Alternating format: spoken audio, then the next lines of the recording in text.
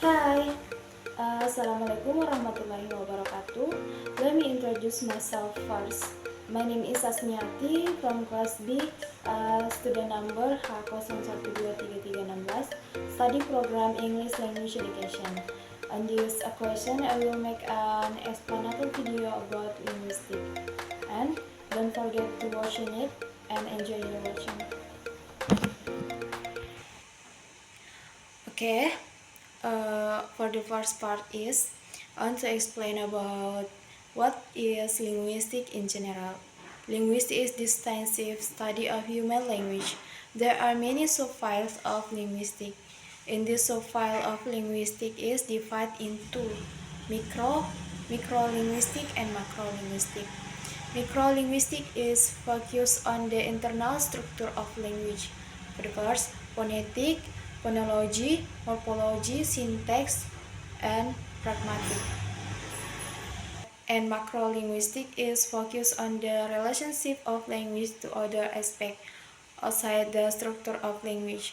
For the first, sociolinguistic, psycholinguistic, anthropology linguistic, computation linguistic, and applied linguistic.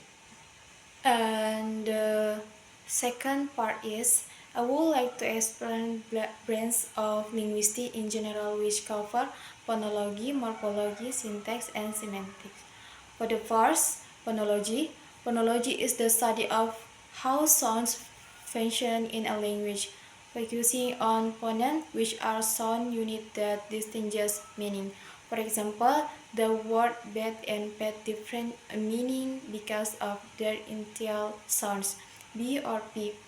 Phonology also assigns the rule for combining sounds and sound change in specific contexts. And the second, morphology. Morphology is the study of word structure and formation in linguistics. Focusing on morpheme, the smallest meaning units, it distinguishes between free morpheme and bond morpheme. Morphology also examines processes like affixation, compounding, and change in word form to indicate variation in meaning, such as pluralization of or tenses. And the third, syntax. Syntax is the study of sentence structure and the rule of arrange word into phrases and syntax. It explains how to form grammatical and meaningful sentence. For example, in Indonesian typically follow subject, predicate, and object. And syntax also analyzes different sentence types: declarative, integrative, imperative, and the grammatical relationship between sentence elements.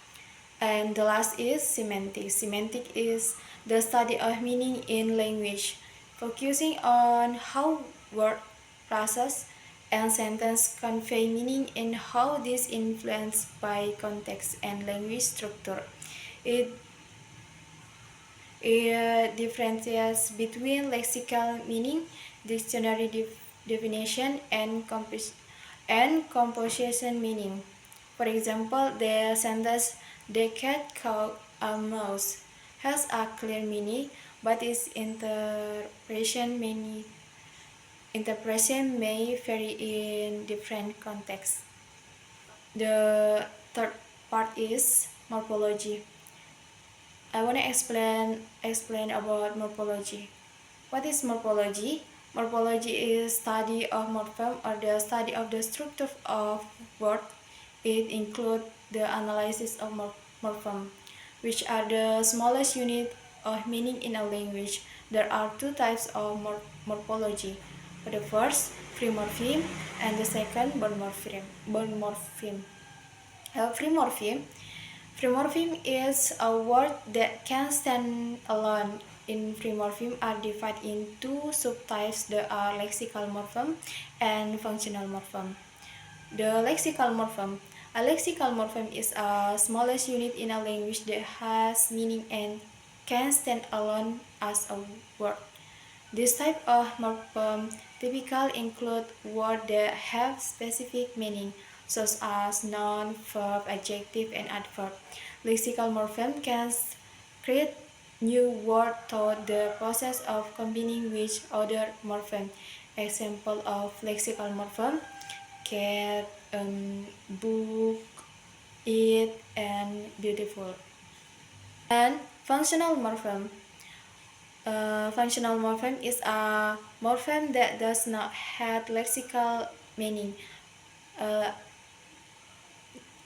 Not have lexical meaning by itself and cannot stand alone as a word.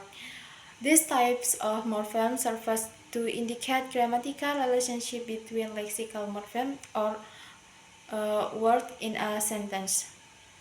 Functional morphem often include prefix, suffix, or words that denote a specific function in a sentence, such as conjunction, pronoun, preposition, and interjection, or article.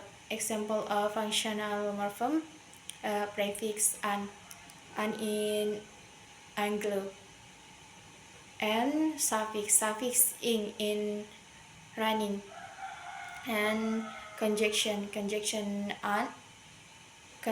and in cats and dogs. And there is article a in a book. And the second, bond morphem. Bond morphem that cannot stand alone must be related to a free morphem. Bond morphem divide in two subtypes: inflectional morphem and derivational morphem. And inflectional morphem. There are a inflectional morphem. For the first, as plural noun. For example, she has got two guitars, as possessive noun. For example, Zainab's hair is long, and air, comparative adjective. Zainab has longer hair than Ami. And as, superlative adjective. For example, Zainab has the longest hair. And as, 3-person singular present tense verb. For example, Zainab plays the guitar. And at, past tense verb. She played the guitar at the party. And in, progressive verb. For example, she is playing the guitar at the party. And the last, in, and past participle verb. For example, she has taken the guitar to the party. And derivational morphem.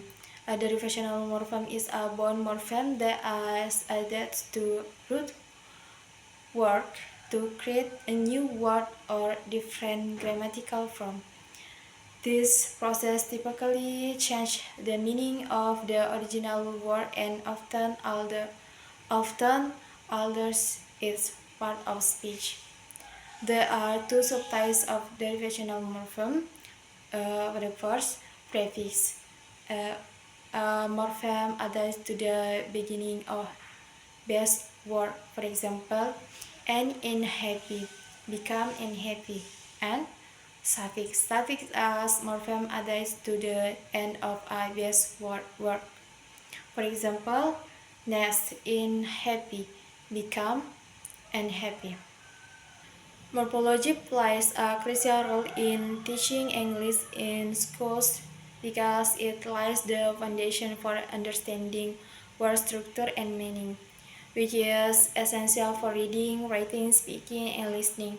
By studying morphology, students can grasp how words and forms thought, root, and suffix, expand their vocabulary, and recognize patterns in grammar and syntax.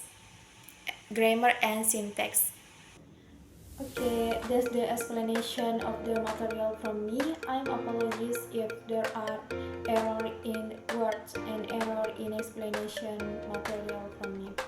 And thank you for watching my video, and bye bye.